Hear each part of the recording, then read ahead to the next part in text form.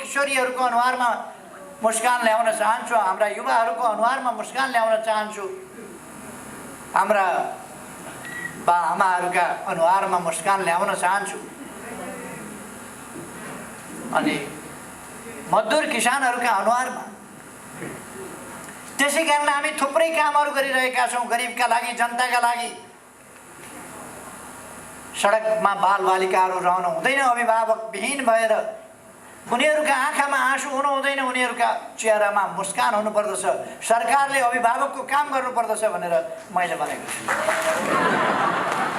मान्छे हाँसेर जोक गरिरहेछ, जोक हँसारै खतम पारेको।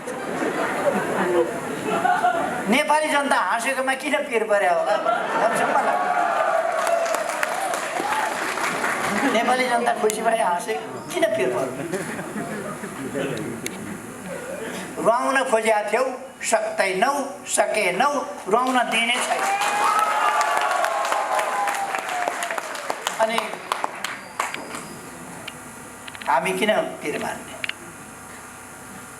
हामीले लामो समय सङ्घर्ष गरेर, यति लामो सङ्घर्ष गरेर, बलिदानपूर्ण सङ्घर्ष गरेर जुन उपलब्धि हासिल गरेका छौँ त्यो कसैको इसारामा, कसैको स्वार्थका लागि वा आफ्नै निजी स्वार्थका लागि कसैले पनि जनताले प्राप्त गरेका यी उपलब्धिहरूलाई तलमाथि गर्न सक्ने छैन, गर्न दिने छैन।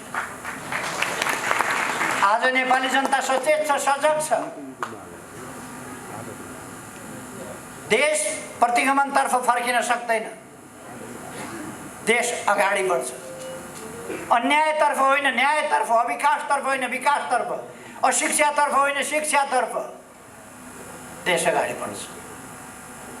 हिजो मात्रै हामीले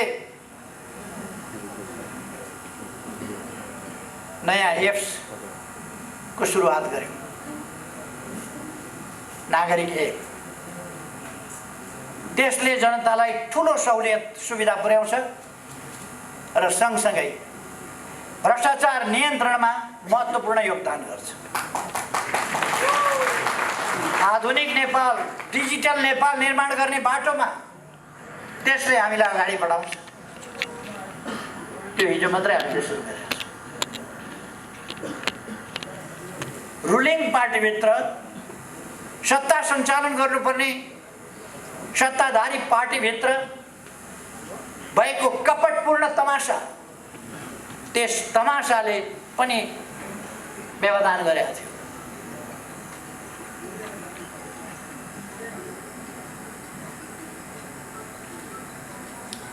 यस्तो गरेछ यो, यस्तो हुँदैन।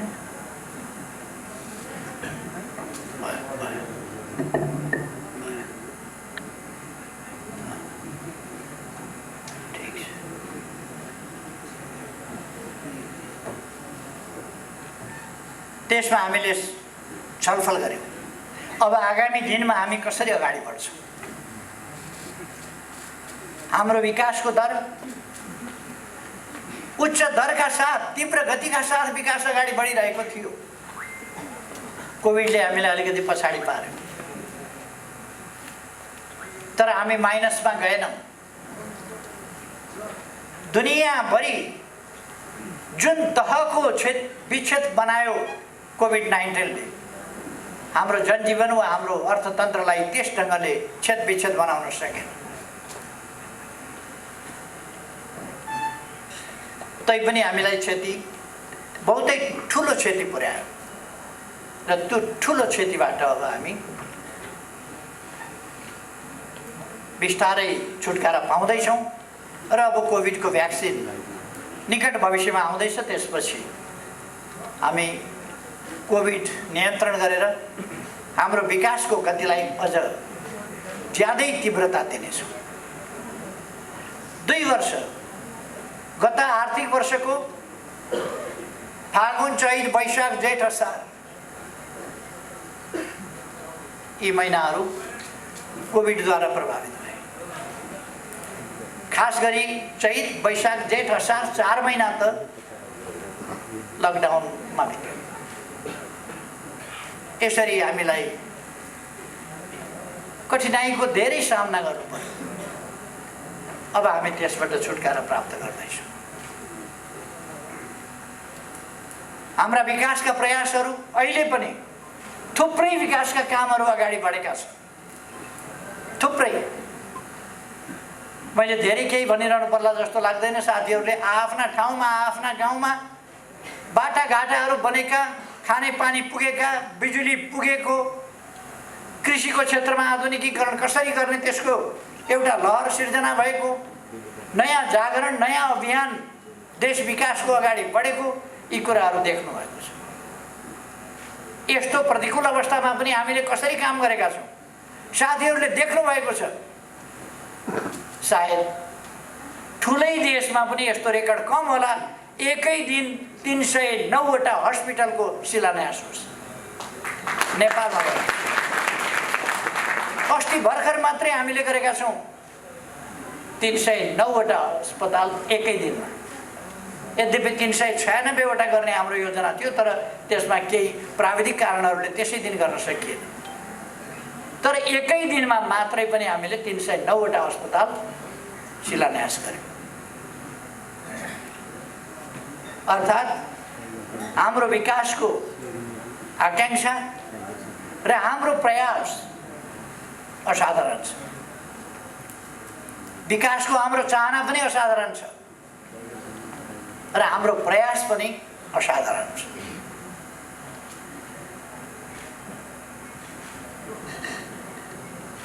अहिले निर्वाचनमा जाँदा देश सङ्कटमा पर्यो भन्छ।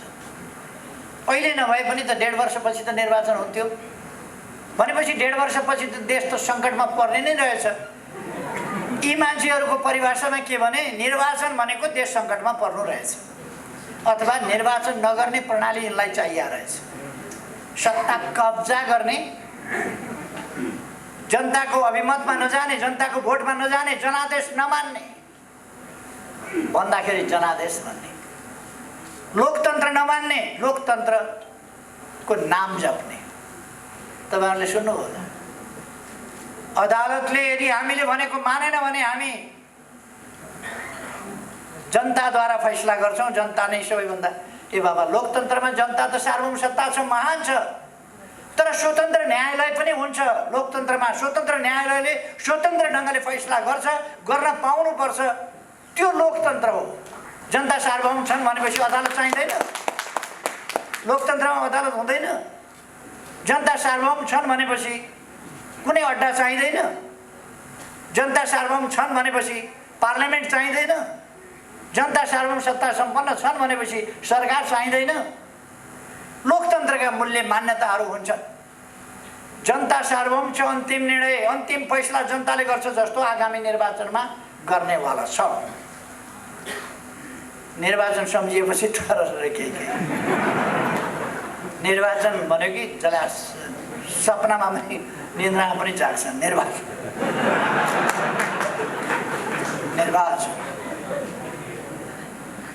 अनि कुरा गर्ने लोकतन्त्रका। निर्वाचन भनेपछि जनतालाई दिएको दुःख, जनताका अगाडि ढाँटेका कुराहरू, जनतालाई दिएका प्रताडना, देशका विरुद्ध गरेका कुकर्महरू सबैको हिसाब किताब जनताले गर्छ भन्ने थाहा छ। त्यसै कारण निर्वाचन भनेपछि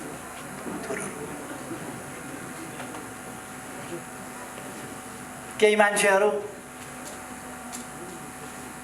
अस्ति केन्द्रीय कमिटीको बैठक बोलाए, मैले महासचिवले बोलाउनु भयो, मेरो परामर्श। केन्द्रीय कमिटीको बैठकमा केही नेताहरू आएनन्। टाउको दुख्यो कि पेट दुख्यो कि केही भयो कि कसैको बिहे भोज यताउता थियो कि किन आएनन् थाहा भएन।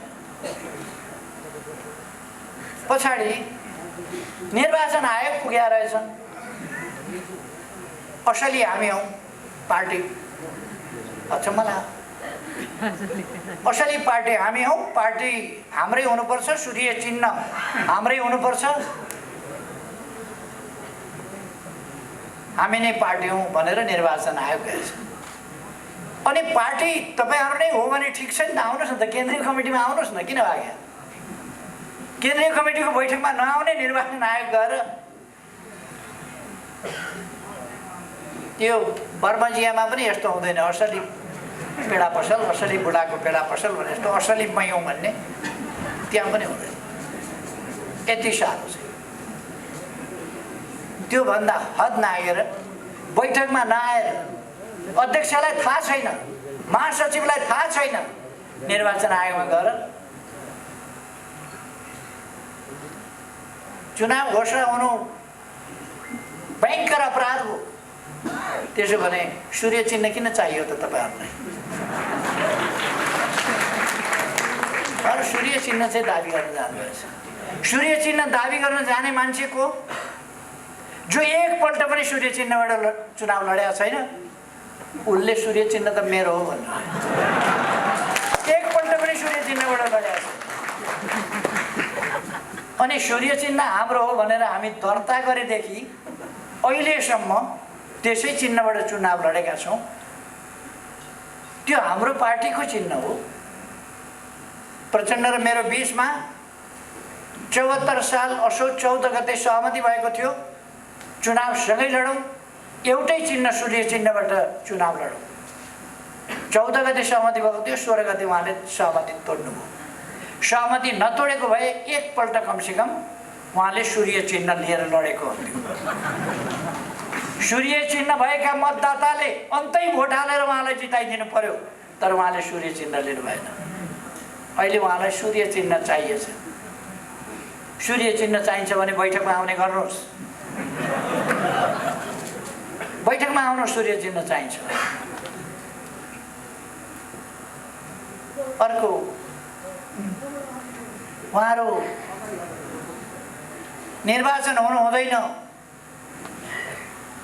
पुरानै संसद पुनस्थापना हुनुपर्छ भनेर अदालत जानुभएछ। उहाँहरूसँग कुनै तर्क रहन्छ? कुनै तर्क छैन। झुट, बेइमानी, फरेबीको सहारा लिएर उहाँहरू त्यहाँ बोल्न जानुहुन्छ। फलानु फलानु फलानु फलानु फलानु न्यायाधीश प्रधानमन्त्री कहाँ भेट्न गए, यति बजेदेखि यति बजेसम्म। योभन्दा झुट, योभन्दा बढी ठुलो बेइमानी के हुन्छ? न्याय प्रणालीमाथिको विश्वास जनताको हटाउनका लागि, न्याय प्रणालीमाथिको यो गम्भीर प्रहार, योभन्दा घिनलाग्दो कुरा के हुन्छ? उहाँहरू यस कुरालाई प्रमाणित गरेर देखाउन सक्नुहुन्छ?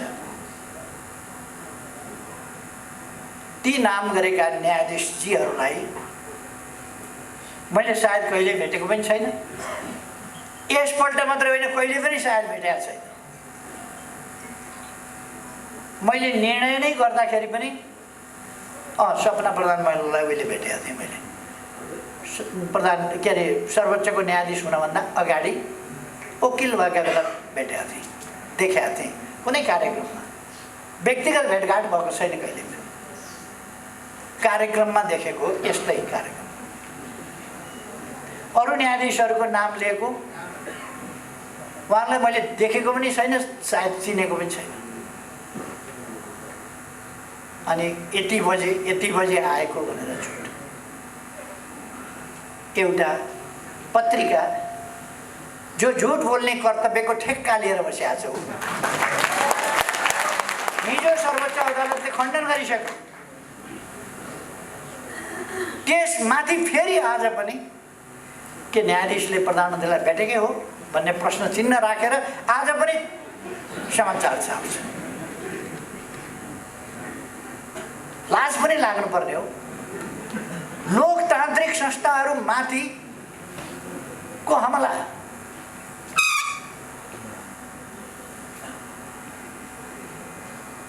केही तर्क रहन्छ उहाँहरूसँग। अनि के भन्नुभएछ? मन्त्री परिषदले गरेको निर्णयमा संविधानका धारा खुलाइएको छैन। मन्त्री परिषदले प्रतिनिधि सभा विघटन गरेर नयाँ निर्वाचनमा जाँदा त्यसको निर्णय गर्दा धारा खुलाएर गर्नुपर्छ भन्ने कुन संविधानमा, कुन कानुनमा छ?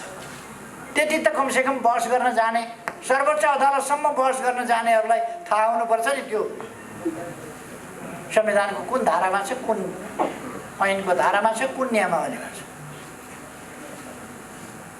त्यसपछि क्याबिनेटको निर्णय नभए पनि हुने हो, तर क्याबिनेटको निर्णय गरेर खुलेआम भनेर उहाँहरूको जस्तो लुकेर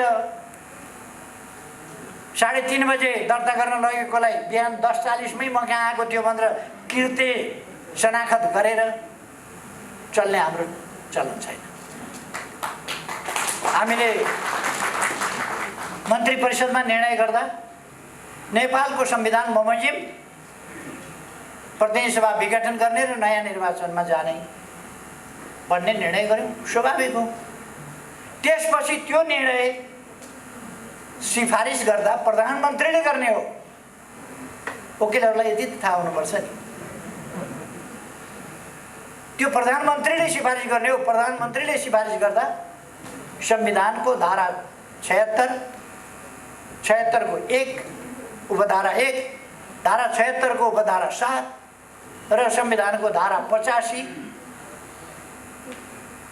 तथा हाम्रो आफ्नै देश र अन्य हाम्रै जस्तो संसदीय प्रणाली भएका देशहरूमा भएका अभ्यासहरूलाई समेत ध्यानमा राखी विघटनको यो सिफारिस गरेको छु भनेर मैले सिफारिस गरेको छु। त्यही कुरा कोट गरेर, त्यही कुरा उल्लेख गरेर राष्ट्रपतिबाट विघटन भएको छ। राष्ट्रपतिको विघटन नै सन्देहास्पद कठै गरी कमसेकम तर्कमा आउनुहोस् न, कमसेकम बहसमा आउनुहोस् न, संविधानका धारामा आउनुहोस्, संविधानको मर्ममा आउनुहोस्, संविधानको अक्षरमा आउनुहोस्, संसदीय अभ्यासमा आउनुहोस्, संसदीय प्रणालीका अभ्यासमा आउनुहोस्, देश दुनियाँका अभ्यासमा आउनुहोस्। म साथीहरूलाई सोध्न चाहन्छु एउटा कुरा, नेकपा अथवा नेपाल कम्युनिस्ट पार्टी नेकपा भन्ने नामको हाम्रो पार्टीमा जस्तो भाँडभैलो, अराजकता, अनुशासनहीनता, आन्तरिक अन्तर्ध्वंस कुनै पार्टी संसारको कति देख्नुभएको छ?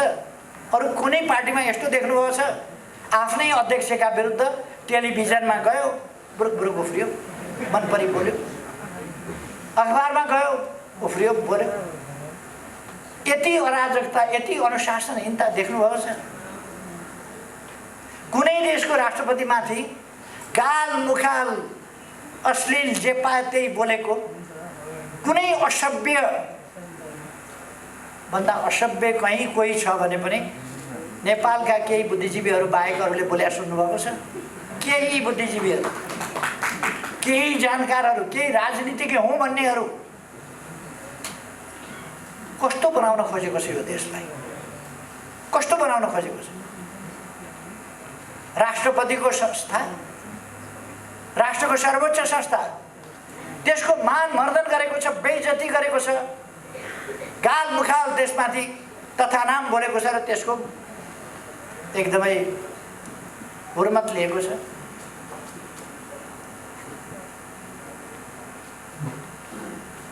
शक्ति पृथकीकरणको सिद्धान्त अनुसार न्यायालय, स्वतन्त्र न्यायालय, सम्मानित सर्वोच्च अदालतको हुर्मत लिएको छ। अहिलेको संविधानले संवैधानिक इजलासको व्यवस्था गरेको छ र संवैधानिक प्रश्न आयो भने संवैधानिक इजलासबाट हुन्छ। हिजोसम्म 2-3 दिन बहस, अर्कै इजलासमा, बृहत इजलासमा, फुल बेन्चमा लानुपर्छ, यहाँ संवैधानिक इजलासमा पाइँदैन। संविधान संशोधन गर्नु पर्यो नि त पहिला। अनावश्यक ढङ्गको झमेला। निर्वाचन आयोगमा गएर मलाई अचम्म लागेको थियो, केन्द्रीय कमिटीमा बैठकमा आएनन् नेताहरू, कहाँ गए भनेर माइतीघर मण्डलामा देखियो यहाँ छौँ भने म माइतीघर मण्डलामा पुगेँ, छैनन् फेरि साथीहरू। कहाँ हराए? निर्वाचन आयोगमा पुगेछन्। निर्वाचनको काम अगाडि नबढाउनु, निर्वाचन रोक्नु, निर्वाचनको कुनै प्रक्रिया अगाडि नबढाउनु, तयारी नगर्नु भनेर। यो भन्दा गैर राजनीतिक, अराजनीतिक, गैर कानुनी, हस्तक्षेपकारी, अमर्यादित क्रियाकलाप के हुन्छ? निर्वाचन आयोगलाई आफ्नो काम गर्न नदिने, यो पनि तपाईँ हामीले देख्यौँ। त्यहाँ पनि टाँसेकै थिए, हामी यहाँ छौँ भन्छ।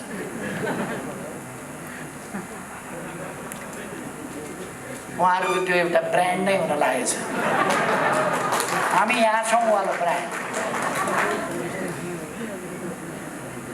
अब नेपाली जनताले उहाँहरू कहाँ हुनुहुन्छ भन्ने कुरा थाहा पाउनलाई र उहाँहरू को हो भन्ने थाहा पाउनलाई हामी यहाँ छौँ छापवाला, मान्छे यहाँ आइपुगेछन् है भनेर थाहा पाउनु।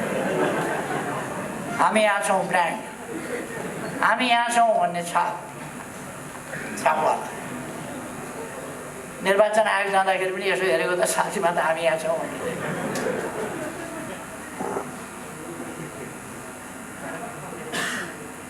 खैर, निर्वाचन आयोगमा गएर निर्वाचनको प्रक्रिया रोक्न, यो निर्वाचन आयोग सधैँ निर्वाचनको तयारीमा हुन्छ।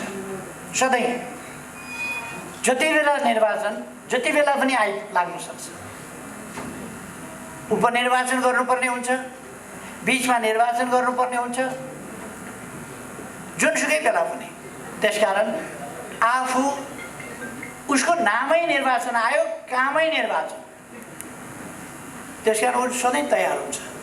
निर्वाचन घोषणा भइसकेपछि त तोकिएका मितिमा उनले निर्वाचन सम्पन्न गर्नुपर्ने भएको हुनाले ऊ तोकिएकै मितिमा निर्वाचन सम्पन्न गर्न क्रियाशील भइहाल्छ, मिति तोकिने बित्तिकै।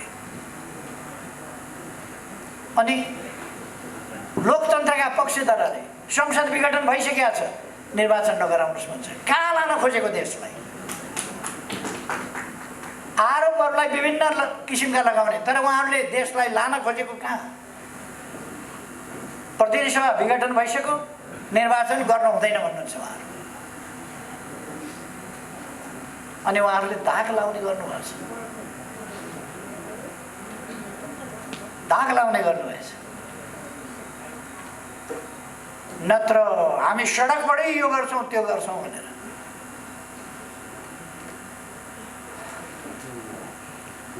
नेपाली जनतामा सचेतनता आइसकेको, अहिले पनि उहाँहरूले थाहा नपाउनु भनेको उहाँहरू कति स्लो मान्छे हो। पार्टी छोड्नु हुँदैन भन्ने पनि थाहा नपाउने स्लो, निर्वाचन हुन्छ भन्ने पनि थाहा नपाउने स्लो, कति स्लो। तर एउटा कुरा उहाँहरूले थाहा पाउनु भएको छ है, निर्वाचन भयो भने हालत के हुन्छ आफ्नो त्यसै थाहा पाउनु।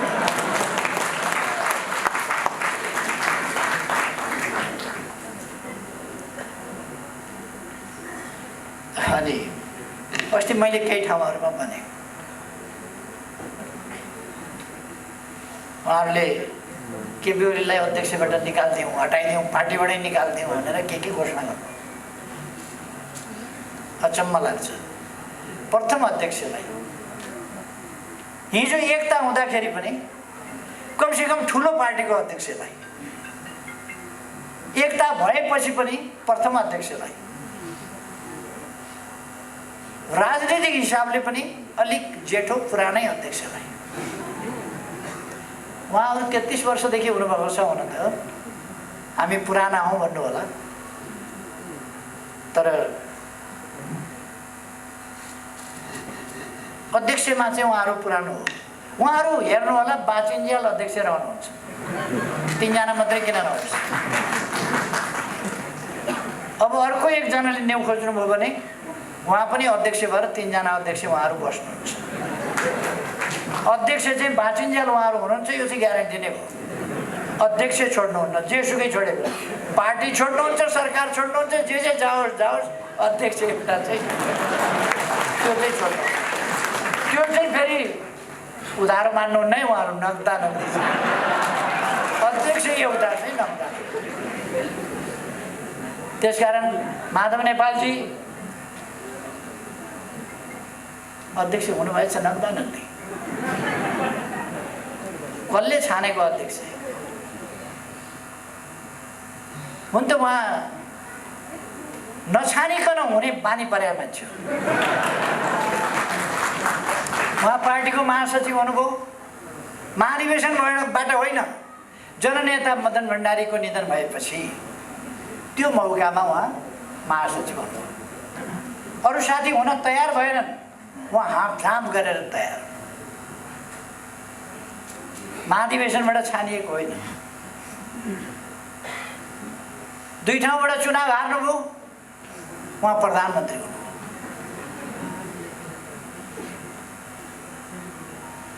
यसपल्ट मसँग चुनाव हुनुभयो, हाताहाती चाहियो अध्यक्षले कि ले भन्नुहुन्छ। बरु चुनाव अगाडि नै मलाई भनेको भए म छोडिदिन्थेँ होला। 3-4 पल्ट छोडिदिएकै थिएँ, के हुन्थ्यो, फेरि छोडिदिन्थेँ होला। त्यस बेला उहाँले अलिक दम्म भयो, म प्रधानमन्त्री भइसकेँ, म 3 कार्यकाल पार्टी प्रमुख भएर चलाइसकेँ, जाल झेल षड्यन्त्र टिकडमले मान्छेहरूलाई काबुमा राखिसकेका छु सबैलाई, कार्यकर्तालाई भन्ने उहाँलाई भ्रम पर्यो। त्यसकारण मसँग लड्न तयार हुनु। चुनाव हारेका दिनदेखि उहाँलाई अध्यक्ष चाहियो। फेरि चुनाव हारेका दिनदेखि अध्यक्ष चाहियो।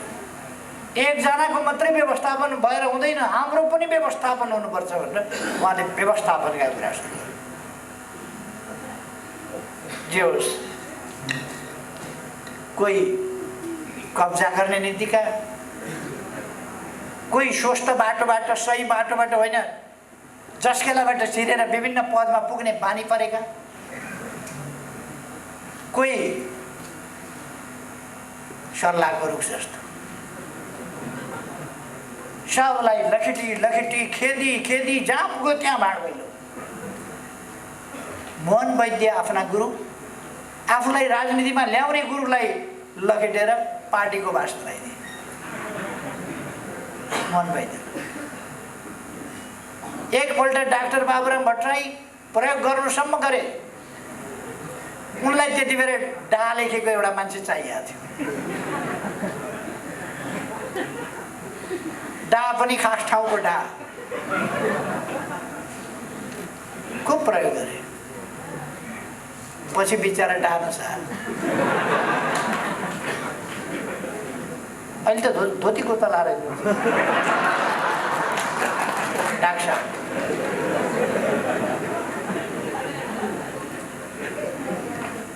मान्छे झुक्याउन त्यता जानुपर्छ। झुक्याउनका लागि मोहन वैद्यलाई उता फेरि जङ्गल लखेडिदिनु। के उसलाई विप्लवलाई जङ्गलतिर लखेडिदिनु।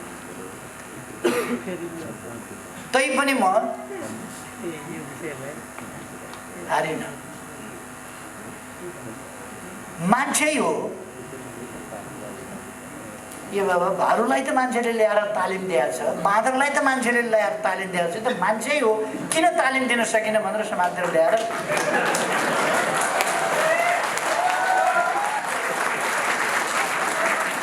गाउँका आला काँचा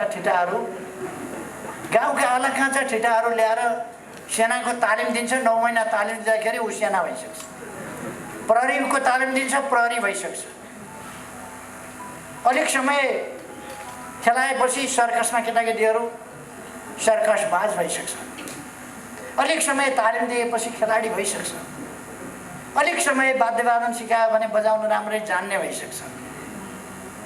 यो कम्युनिस्ट तालमा हिँड्नलाई 3 वर्ष सिकाएँ मैले, तालिम दिएँ।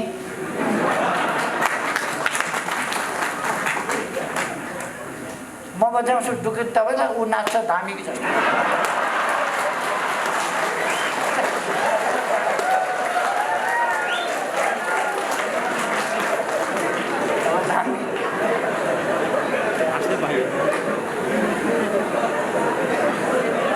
हामी नाच्दा नाच्दै त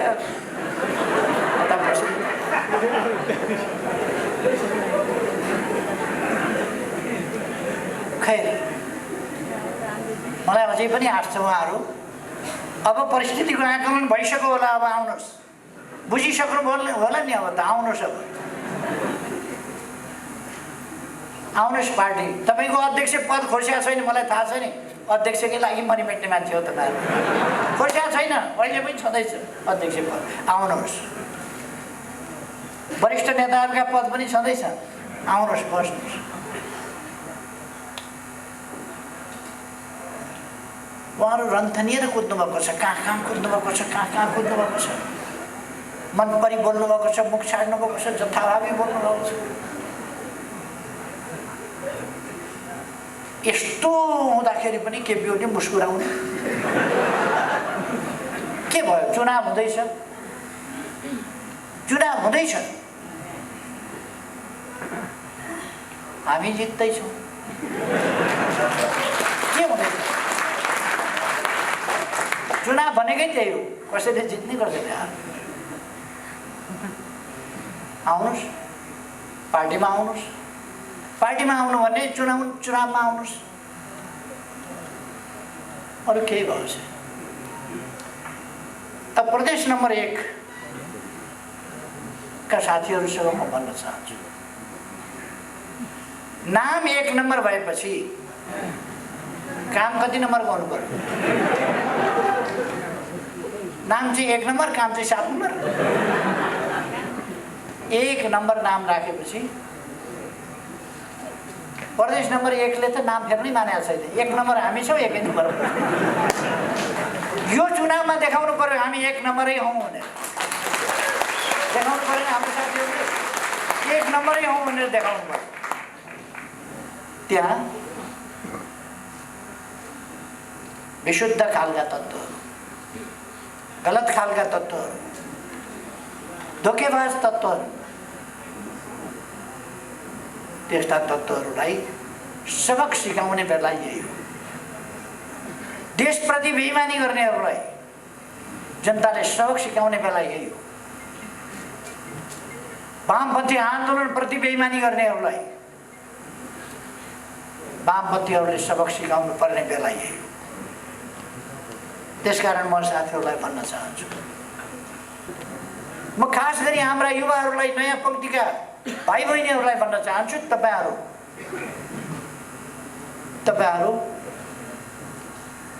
कि मनमा एउटा कुरा बाहिर अर्को कुरो राख्ने यस्ता तत्त्वहरूको भ्रममा कतै नपरे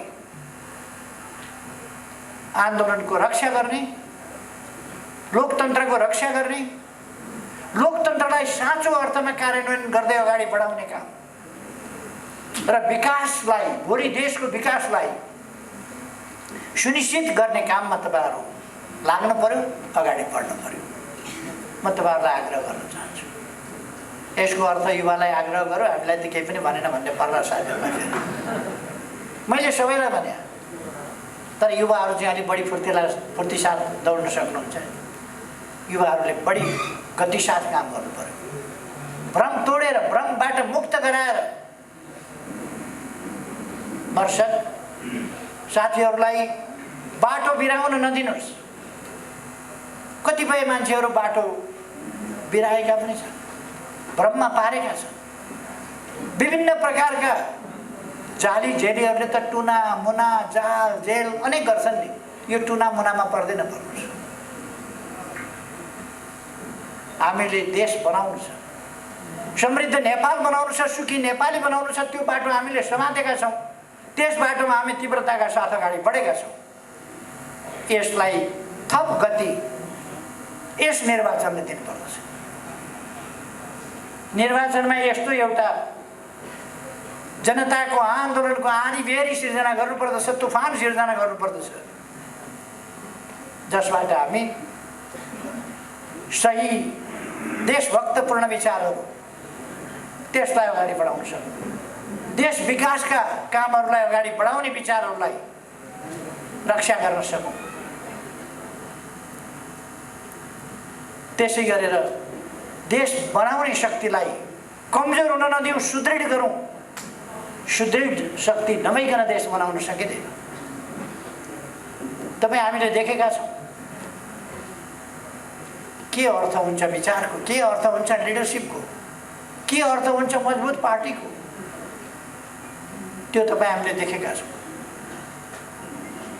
चुनावभन्दा अगाडि कमसेकम हामी तपाईँहरूका समक्ष के वितरण गर्नेछौँ भने यसपल्ट दोस्रो पल्ट म प्रधानमन्त्री भएको फागुन 3 गते बाटो कति बनेको थियो देशमा, त्यस यता कति बन्यो, कतिका दरले वर्षमा बन्ने गरेको थियो त्यति बेला, अहिले दिनमा कति बन्ने गरेको छ। म वर्षको हिसाब गर्दिनँ, दिनको। अहिले जनसङ्ख्या कति जनसङ्ख्याले बिजुली पायो, त्यस बेलासम्म कतिले पाएको थियो, कतिले बिजुली पायो, कति कहाँ खानेपानी पुग्यो, यातायात सुविधा कहाँ पुग्यो, कहाँ अस्पताल बने, कहाँ शिक्षालय बने, कहाँ के बने, भूकम्पबाट पुनर्निर्माण कति भयो यस बीचमा, यी सबै कुरा तुलनात्मक रूपमा तपाईहरु समक्ष ल्याइनेछ। त्यसकारण म साथीहरूलाई आग्रह गर्न चाहन्छु, कुनै पनि किसिमको भ्रममा नपरेर दृढतापूर्वक अगाडि बढौँ, भ्रमलाई तोडेर अगाडि बढौँ। हाम्रा उद्देश्यहरू, महान उद्देश्यहरू, हाम्रो देशभक्ति, हाम्रो राष्ट्रवाद, हाम्रो राष्ट्रिय स्वाभिमान, हाम्रो विकासको नीति, हाम्रो प्रतिबद्धता, हामीले गरेका काम त्यसअनुसार, हाम्रा उपलब्धिहरू र अब हामी के गर्न चाहन्छौँ भन्ने कुरा सविस्तार ठिक ढङ्गले लिएर जनताका बीचमा जाउँ। म साथीहरूलाई आग्रह गर्न चाहन्छु, हामीलाई थाहा छ हामी निर्वाध ढङ्गले काम गर्न पाउँदैनौँ। कतिपय विरोधीहरू केही गर्नु पर्दैन विरोधीका लागि, आफै विरोधी हुन्छ। जस्तो आजैका अखबार हेर्नुभयो भने तपाईँले देखिहाल्नुहुन्छ, जन्मसिद्ध विरोधी किन भयो भने त्यसको जन्मै विरोध गर्नका लागि गराइएको हो। जन्मै भएको गराइएको त्यही विरोध गर्नका लागि। त्यसैले उसले त आफ्नो काम कर्तव्य त पालना गर्नै पर्यो। उसले देशलाई भन्दा आफ्नो स्वार्थलाई माथि देख्ला, तर हामीले आफ्नो स्वार्थ होइन देशको स्वार्थलाई अगाडि राख्नुपर्छ र त्यस्ता कुनै पनि प्रकारका तत्त्वहरूसँग अस्किनु पर्दैन। खै मैले धेरै समय नलिउँ, मैले अघि नै भने म अलिक धेरै नै थकित हालतमा पनि छु। मैले विश्वास लिएको छु यसपल्ट साथीहरूले यस्तो सक्रियता देखाउनुहुनेछ, यस्तो एकता देखाउनुहुनेछ, यस्तो गतिशीलता देखाउनुहुनेछ जसबाट प्रदेश नम्बर 1 कै रूपमा उदाउनेछ।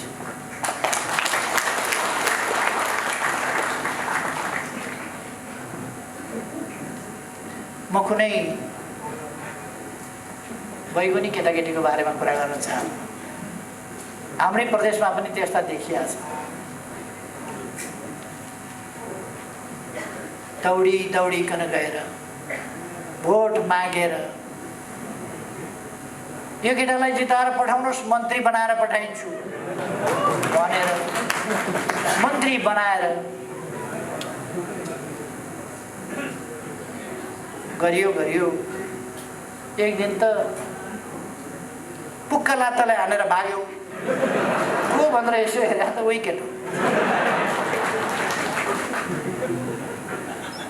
यस्तो अल्झिनु हामीलाई छैन, हामी अल्झिँदैनौँ, हामी अगाडि बढ्छौँ। युवाहरूको कुनै कमी छैन। त्यसकारण युवाहरू